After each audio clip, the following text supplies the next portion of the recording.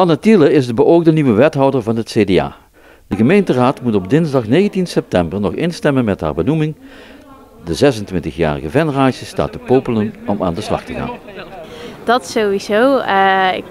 Ik heb gewoon heel veel zin in om te beginnen, maar ik respecteer ook nog de rol die de gemeenteraad hierin speelt. En dat is dat die op 19 september de uiteindelijke beslissing nemen of ik aan de slag kan. Anne Thiele is geen politiek groentje. Ik ben 8 jaar actief binnen het CDA en de politiek. Ik ben begonnen hier als commissielid in de portefeuille die nu dus vakant is. En daarna ben ik raadslid geworden.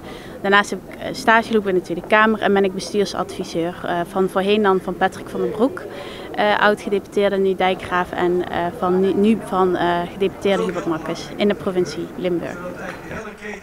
Toen het CDA na het opstappen van Lucien Peters in juni besloot de vakante wethouderspost in te vullen, ging ze erover nadenken. Ik heb mij kandidaat gesteld omdat als raadslid heb ik de afgelopen periode als ontzettend plezierig ervaren. Ik vind het hartstikke mooi om bezig te zijn met Venray, met haar inwoners en de dingen die hier spelen. En om dat vooral samen te doen. En toch als wethouder mag je daar fulltime mee bezig zijn hier in Venray.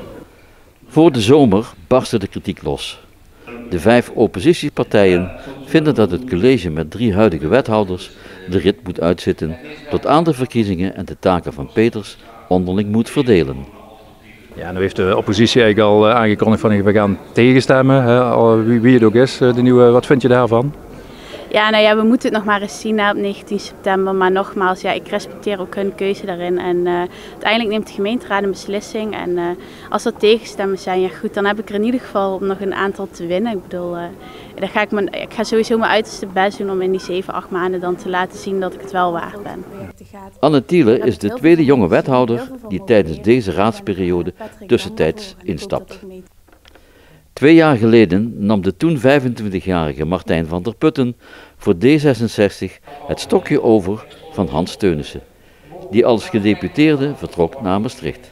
Ze is dus niet de jongste wethouder ooit in Venray, maar is ze dat wel van het landelijk CDA? Dat zou goed kunnen, sowieso van Limburg. Ja.